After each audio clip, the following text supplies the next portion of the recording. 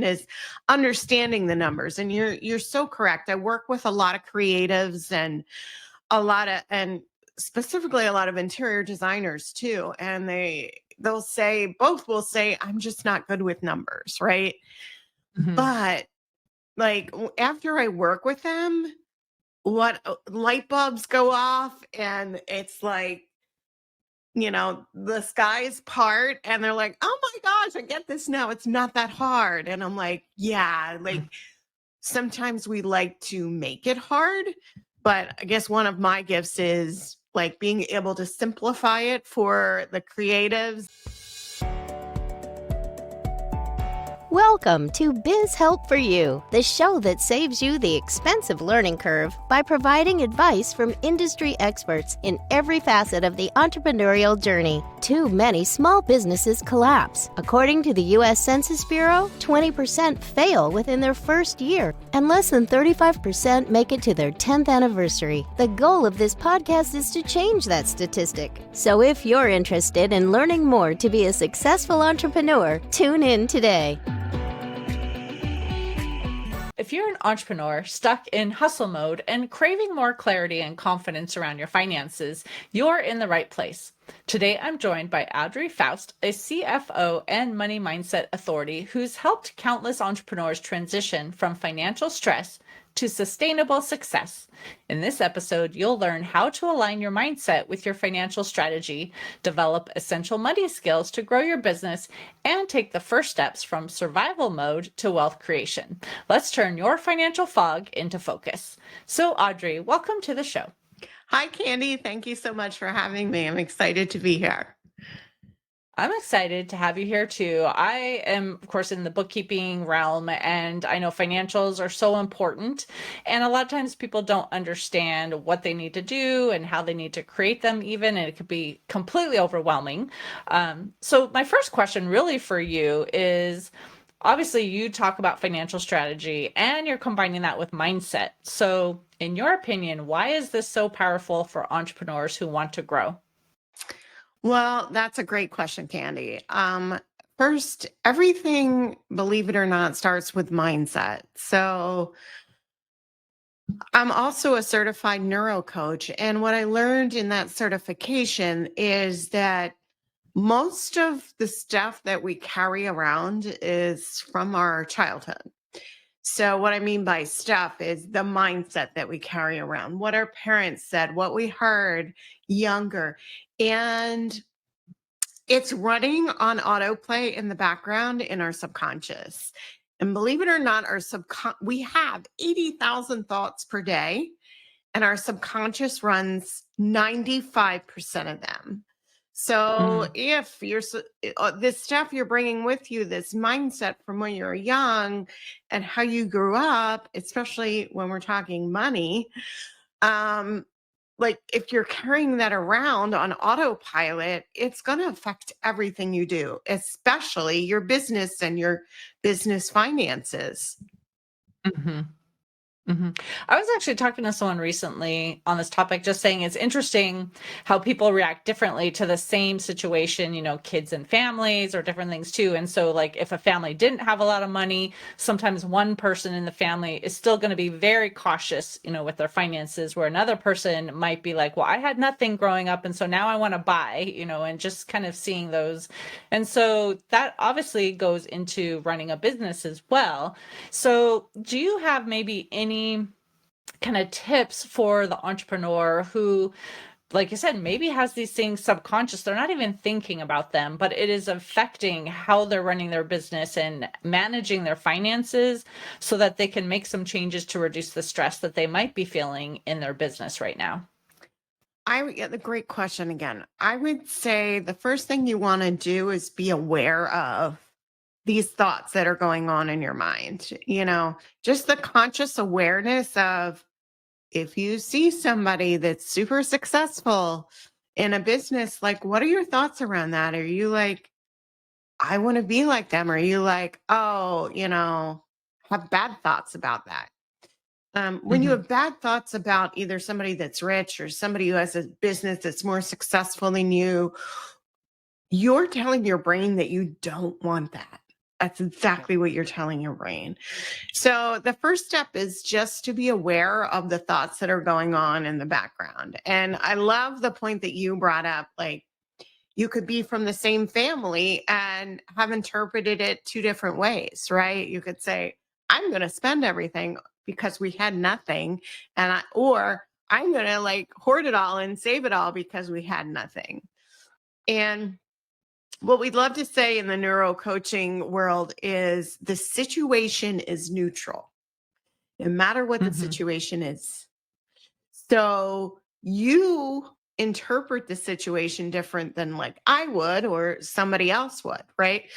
Somebody could say something and you're going to have completely different thoughts than I do about what they say. And that's all the programming that we went through. And even when you're talking about siblings, like you're going to have your brother who acts one way and you act completely different because you both interpreted it a different way. And but the good news is you can change that. Well, and when you were talking about really thinking about how this makes you feel, again, you said a lot of these thoughts are subconscious.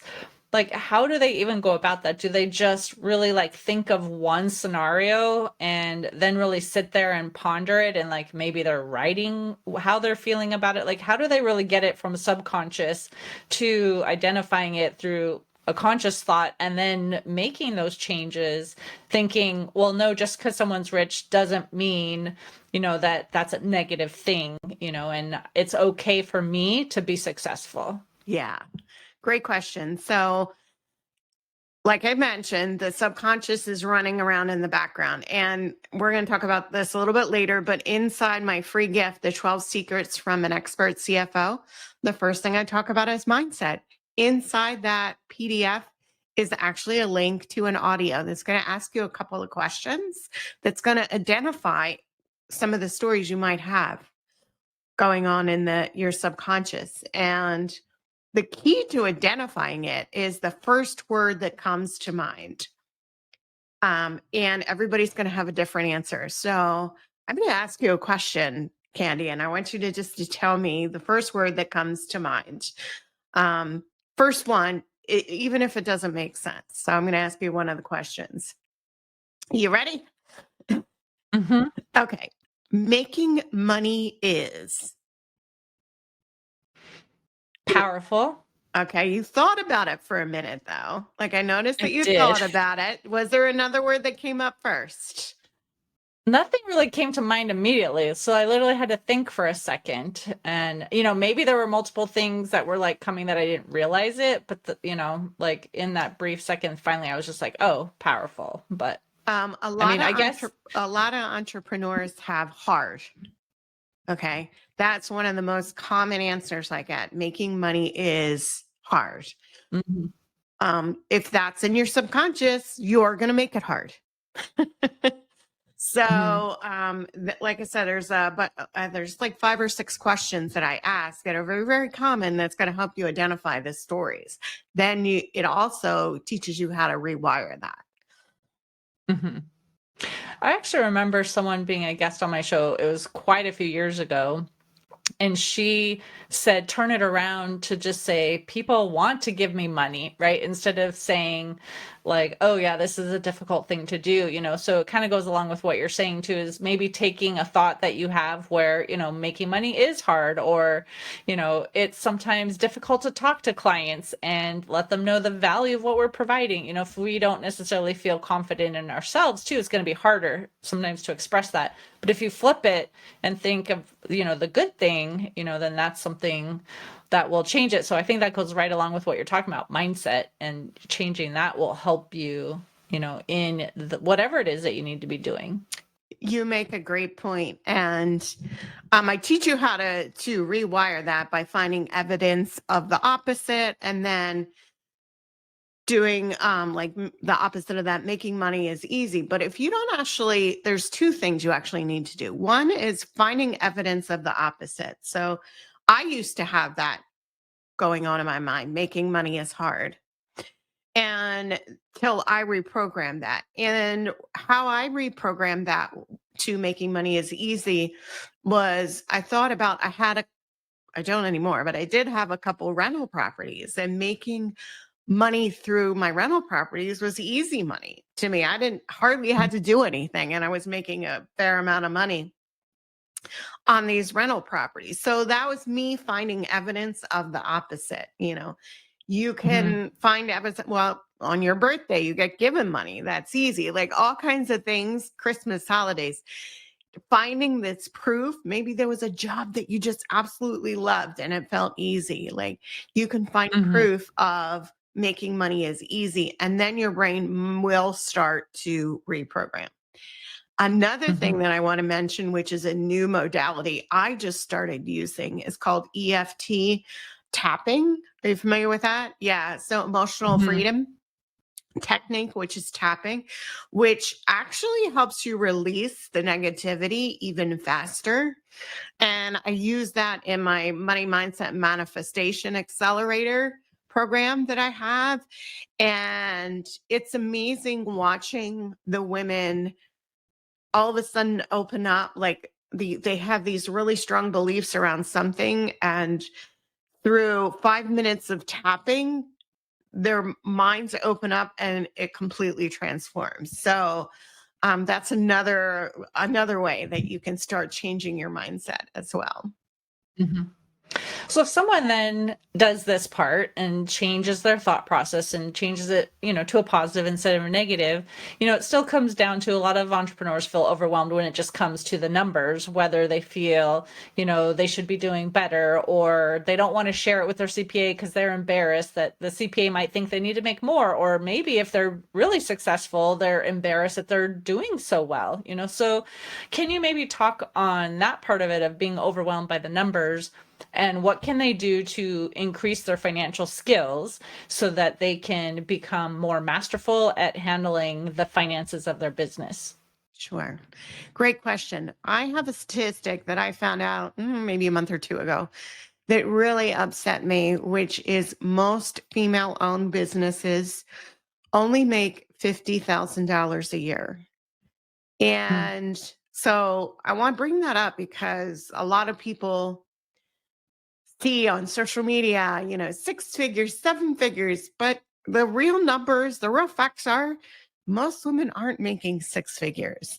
So, A, Mhm. there's nothing to be ashamed about.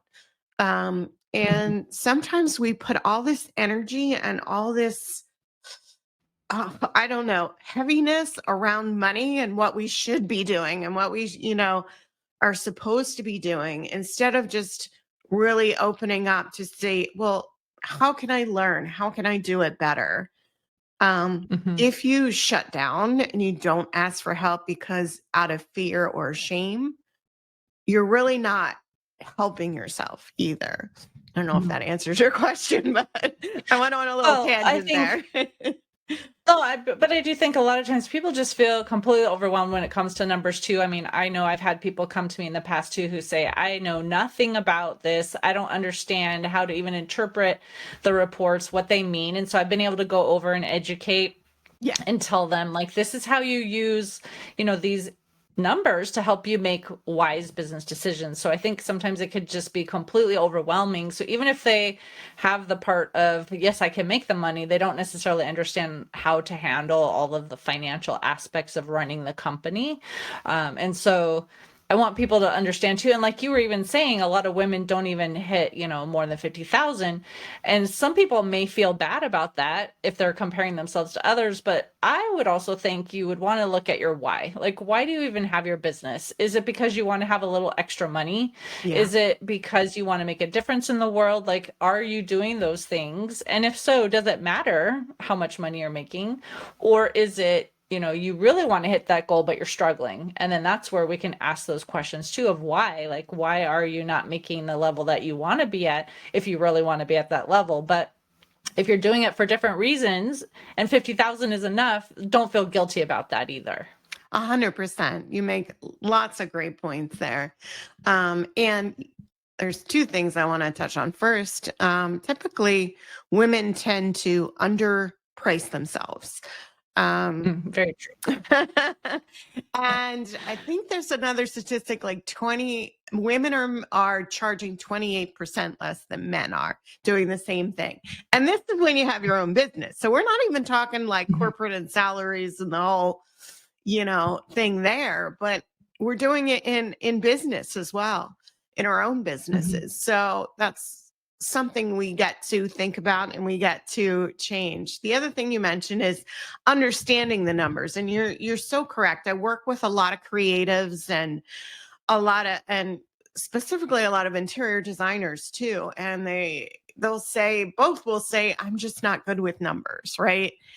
But like after I work with them, what light bulbs go off, and it's like, the skies part, and they're like, oh my gosh, I get this now. It's not that hard. And I'm like, yeah, like sometimes we like to make it hard, but I guess one of my gifts is like being able to simplify it for the creatives and people like that they're like, oh, okay, like I have what's called a blueprint, which I hate the word budget.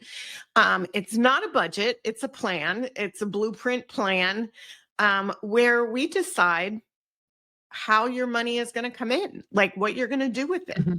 And part of that is how much money you're bringing out of your business into your personal life and making sure you're supported there and making sure your pricing makes sense for the services and all the other things that go in. Because a lot of times, especially in a service-based business, women like to tie their own personal value up into their pricing and forget about all the other business expenses that they have that goes along with their pricing. They just like, well, I'm not worth that much. Well, let's take a look at the big picture. And this is why you're not profitable. And this is why you're not able to pay yourself enough.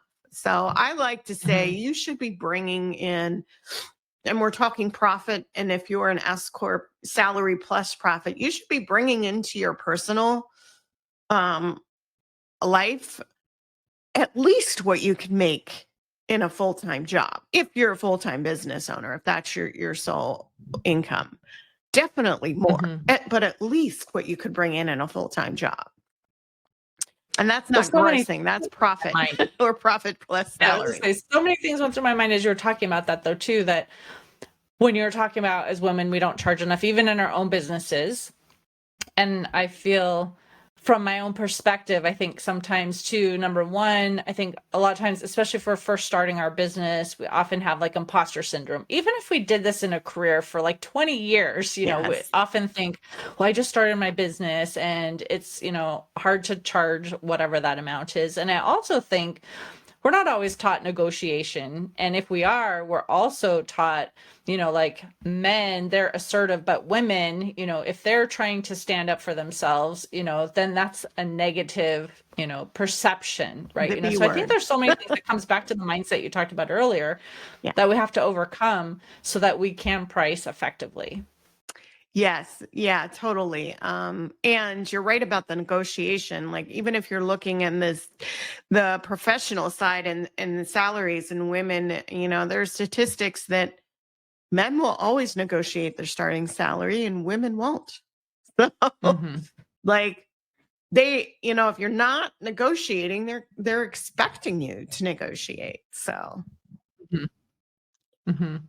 so much for us to learn, like around the finances too. And I know you have written a book called She Grows Rich. I would love for you to just talk about maybe how women can shift from this kind of survival phase to being abundant and being okay about that too, and saying it's okay to be successful, to make money, those things that we might be still having those negative feelings about.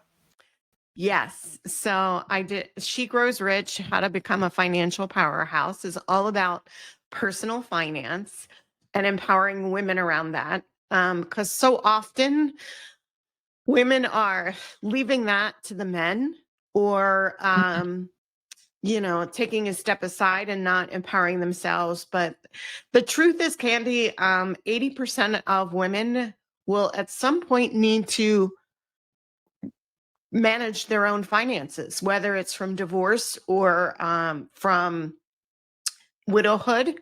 Like, Mhm. you are going to have to figure it out. So 80% of you. So that's pretty high. I wrote She Grows Rich for a lot of reasons. One, I was at the poverty line, like almost 30 years ago. I was 27, 28 years ago, where my story starts. And I had 2 kids, and I was making uh God, was it $24,000 a year with a family of 4, which was insane. And I got what was called, you probably know this, an earned income credit. And I was ashamed at Mhm. that fact and Mm. embarrassed, and was like, okay, something's got to change. And that was my wake up moment. I also realized that, my mother was in a marriage that she was unhappy in. My father struggled with mental health issues, and financially, she could not support herself. So when I found Mhm. myself in this situation, even though I'm still married to the same man, and I was happily married at that point, I was like, here I am in this situation, barely making any money. That was our joint income. And I was in that exact same situation as my mom. And I'm like, even if I wanted to leave, I couldn't. I always was Mhm. like, this has got to change. So, empowering women to really understand the financial pieces of their personal, grow their wealth. I've grown my wealth now to multi 7-figure net worth, and from the poverty line. So, Mhm. it's possible. And Right. it talks about that journey and how I've helped other women do that as well. And it's a how-to guide with some stories of myself and the people I worked with in it as well. Mhm. Well, and what we experience on that personal side flows through into when we're entrepreneurs as well, and so it is important, and it is interesting to have seen the evolution over the years too, because I know I've helped people in the past as well who were elderly in their 80s, even sometimes, and had lost their husbands, didn't really know how to manage the finances, and I had to come in and actually help them pay the bills, reconcile the accounts, and things like that too. And even credit cards used to be in, Mrs. husband's name, didn't Yeah. even have their name, because that's just how it was, right? And women didn't really think they needed to know, and then all of a sudden they're put into a position where, once again, spouses, generally the husbands, often are gone before the wives, statistically speaking, and to be in that position where they didn't even have that knowledge. Now we have so many women starting businesses too, and they still may not have had, that kind of education growing up of how to handle finances, how to budget, even though you don't like that, how to come up with a plan, Right.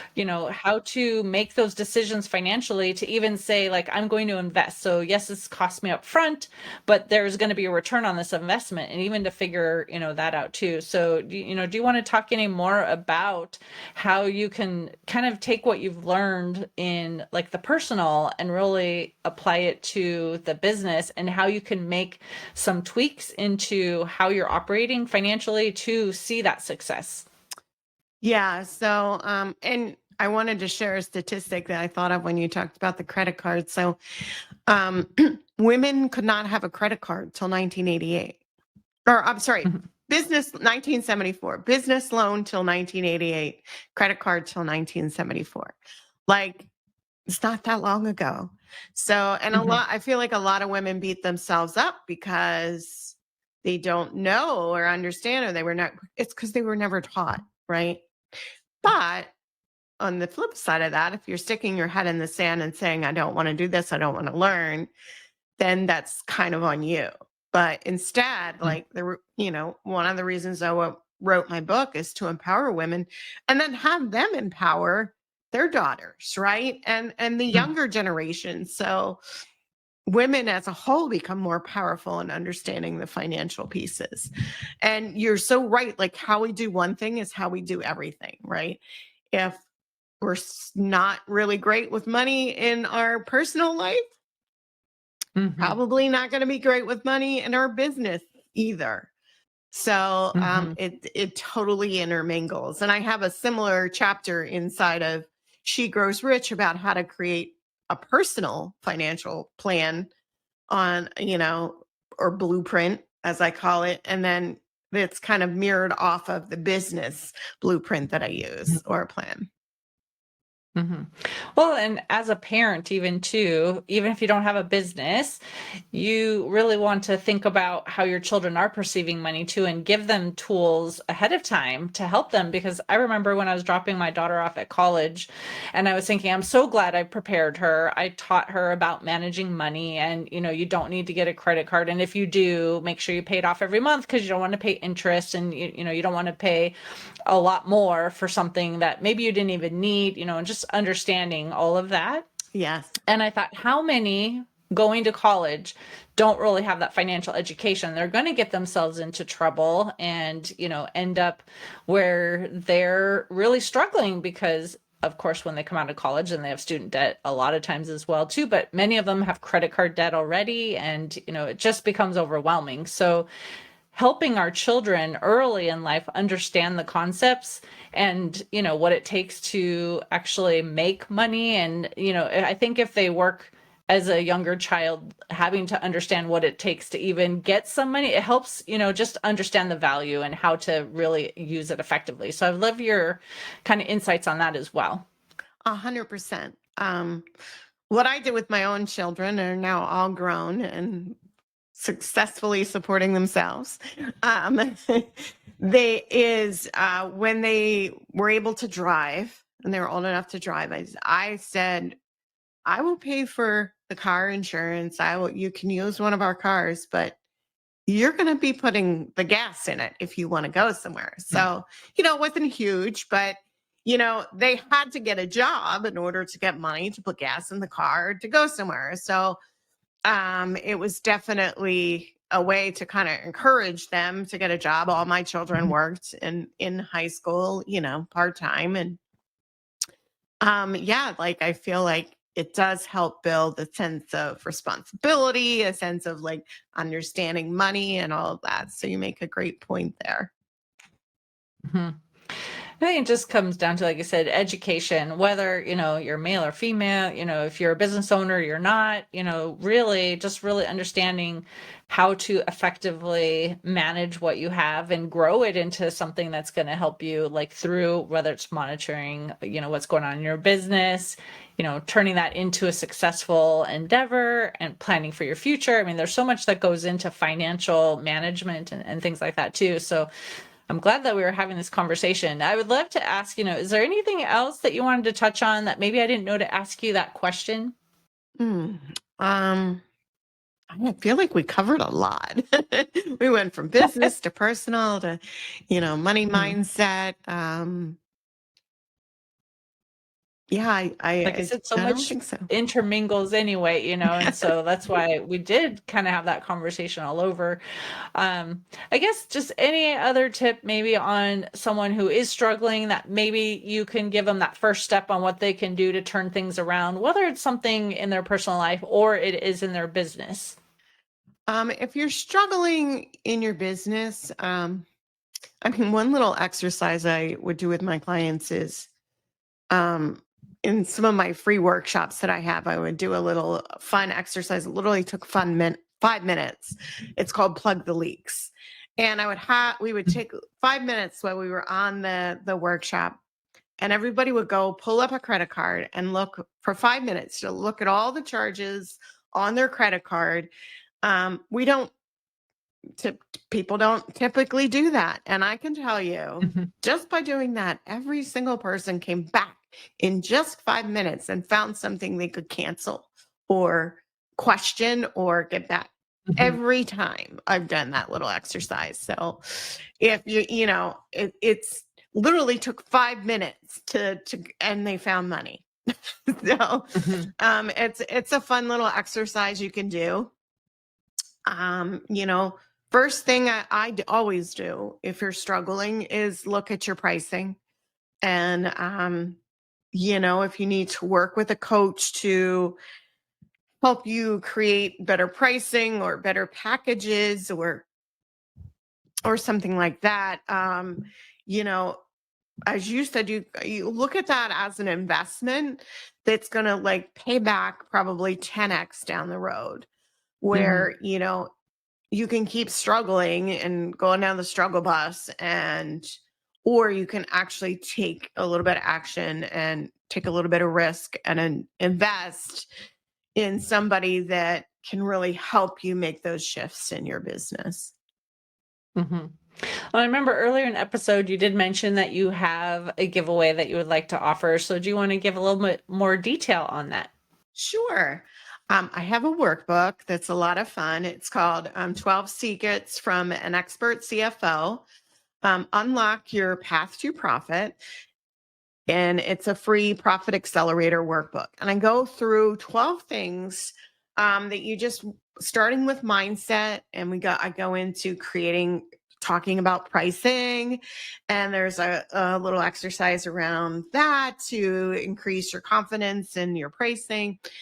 Um, it goes through pretty much my, mini a mini experience of all the things that I coach on in this free workbook, from pricing to creating a plan to does it make sense if you're an S corp or a sole proprietor, like when to look at that, like all kinds of great little tricks that I get asked all the time from clients, and it's all in a free workbook for you.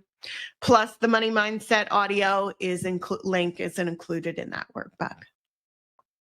Okay, so do you want to give that link one more time? And then also, if listeners want to contact you any other way, do you have any like social media you'd like to share or anything like that? Sure. So, my social media on Instagram and Facebook is Manifesting CFO and Audrey Faust on LinkedIn. My website is audreyfaustconsulting.com, and you can find the workbook there. I think you're also going to put it in the show notes.